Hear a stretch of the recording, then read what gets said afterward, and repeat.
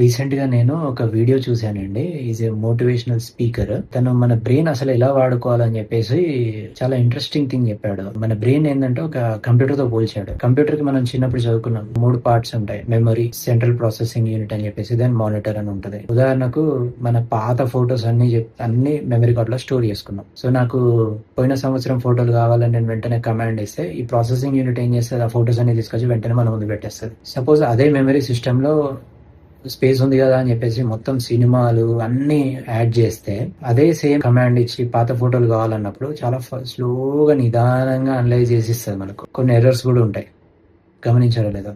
So same మన brain కూడా అంతే అండి. ప్రతిదీ మనం గుర్తుపెట్టుకోవాల్సిన అవసరం లేదు, కానీ మెయిన్ కొన్ని ఇంపార్టెంట్ థింగ్స్, ఇప్పుడు కంప్యూటర్ కి దాని ఆపరేటింగ్ సాఫ్ట్వేర్ ఎంత ఎసెన్షియల్ గా ఉండాలో మెమరీ కార్డ్ లో, అట్లా మనకు కొన్ని ఎసెన్షియల్ థింగ్స్ మనం గుర్తుపెట్టుకోవాలి. ఏంటంటే, ఒకటి health related issues, 2 family related activities, and 3 మన వర్క్ రిలేటెడ్ యాక్టివిటీస్. ఇవి ఎప్పుడు మనం గుర్తుపెట్టుకోవాలి. ఇట్లా మన మైండ్ కొద్దిగా ఫ్రీ ఉంచుకుంటే మన రోజువారీ చేసే పనులలో ఏమైనా సమస్య ఎదురైతే వెంటనే మన బ్రెయిన్ అనేది ఫాస్ట్ గా ప్రాసెస్ చేసి దానికి క్విక్ సొల్యూషన్స్ ఇస్తుందంట. సో ఇది ఎందుకు చెప్తున్నానంటే, మీకు ఈ మధ్య నా ఓపీడీలో కపుల్స్ వచ్చారండి. సో వాళ్ళకి 2 పిల్లలు ఉన్నారు. సో ఇప్పుడు వైఫ్ ఏంటంటే తను ఫ్యామిలీ ప్లానింగ్ సర్జరీ, ట్యూబెక్టమీ కోసం గైనకాలజిస్ట్ దగ్గరికి వెళ్ళారు. తను సర్జరీ చేసే ముందు టెస్ట్లు చేస్తే ఎడం పక్కన కిడ్నీ వాపు ఉందని చెప్పి వాళ్ళని కిడ్నీ డాక్టర్ దగ్గర పంపించింది. కిడ్నీ డాక్టర్ ఇక టెస్ట్ అన్ని చేస్తే సమస్య ఏం బయటపడ్డదంటే, తనకు ఎడం పక్కన కిడ్నీలో పైప్ లో ఒక 3 సెంటీమీటర్ రాయి ఇరుక్కుపోయి ఉంది. ఆ కిడ్నీని మొత్తం చిన్న వేసేసిందండి. సో ఆ కిడ్నీ తీసేయాలని చెప్పేసి సజెస్ట్ చేశారు. సో వాళ్ళు మళ్ళీ సెకండ్ ఒపీనియన్ కోసం నా దగ్గరకు వచ్చారు. వాళ్ళ హస్బెండ్ అండ్ వైఫ్ చాలా యాంగ్జియస్ గా ఉన్నారు, కిడ్నీ తీసేయాల్సి వస్తుందని చెప్పి. సో వాళ్ళు అడిగారు, సార్ ఎట్లా సార్ ఇది సిమ్టమ్స్, లక్షణాలు ఎట్లా బయటపడ్డది అని అంటే, వాళ్ళని అడిగాను, ఎప్పుడైనా మీరు హాస్పిటల్ అడ్మిట్ అయ్యి ఎప్పుడైనా స్కానింగ్ చేయించుకున్నారంటే, 5 years బ్యాక్ ఒకసారి విపరీతమైన చలి జ్వరంతో అడ్మిట్ అయ్యాం సార్. అప్పుడు స్కానింగ్ చేస్తే ఎడం కిడ్నీ వాపు ఉందన్నారు. సో అప్పుడు కిడ్నీ డాక్టర్ని కలవమన్నారు, కానీ ఇక 3 days ఇంజెక్షన్స్ వాడినాక తగ్గిపోయిందని చెప్పేసి మేము మర్చిపోయాం దాని గురించి అని అన్నారు.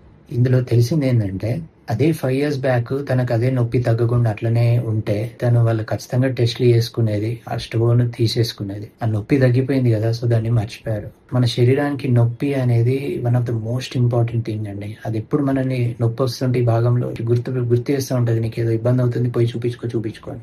అదే నొప్పి పోయాక మనం పనిలో పడిపోయి దాన్ని వదిలేస్తాము, లేదా పెయిన్ కిల్లర్స్ వాడితే నొప్పి పోతుంది, దాన్ని వదిలేస్తాము. సో మళ్ళీ సమస్య ఎప్పుడో బయటపడుతుంది, పెద్ద సమస్య. మన హెల్త్ రిలేటెడ్ ఇష్యూస్ ఎప్పుడు మనం మర్చిపోకూడదండి, ఎప్పుడు గుర్తుపెట్టుకోవాలి.